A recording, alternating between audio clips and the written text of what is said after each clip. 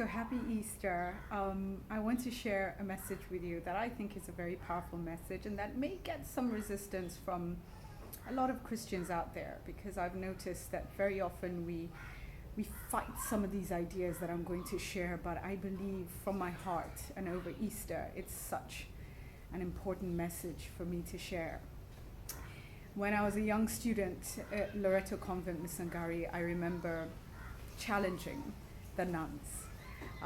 We were in catechism having a discussion about Jesus being the way, the truth, and the light, and the only way to the Father is through him, which I believe, and I love Jesus and his sacrifice. It is Easter. We remember his sacrifice for us all, such an incredible sacrifice. But I asked the nuns, but what does that mean? What is the literal application of that word? And in my mind, if you are a man who lives in a desert for all your life and you've never heard the name Jesus Christ, but you live a good life, you are filled with love, you are selfless, you share, you give, and you die in that desert, never having heard the name Jesus Christ, will you make it to heaven? This is the question that I put to the nuns. And I recall very well that she looked a little bit taken aback. And she said, no, because you have to go through Jesus. And I said, but if he lived a good life and he never had a chance to hear the name Jesus, it's surely not his fault that he didn't hear that name. But his spirit embodied what Jesus was.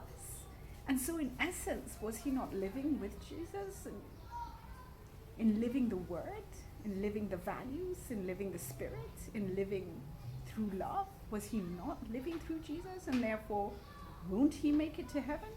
And in contrast to that, for so many Christians who go to church every Sunday, they're in the front row, they sing the loudest, they appear to be so good, and yet they don't live or embody the values of Jesus Christ. So, we're assuming these are the people who make it into heaven.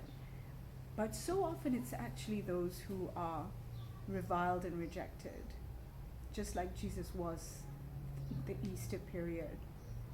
Those who are disrespected, and yet they are simple, good people living good lives. They may not dress so well or go to church. Some of them may not have heard the name Jesus ever, but they've lived good lives. And I want to really appeal to Christians this Easter to start to evaluate religion versus spirituality. We have all these ceremonial practices and cultural practices sometimes embodied in our religions, and we forget the values and the spirituality that we should live. And this is my challenge, is it's not about how loud you say his name or how many times you go to church. It's ultimately about the life that you live and whether you honor what Jesus said. And so often, we keep putting other people on one side and saying, we Christians. And I want to challenge you again and say, Jesus himself shared the story of the Good Samaritan. Jesus himself, called out the Pharisees and the Scribes for their hypocrisy.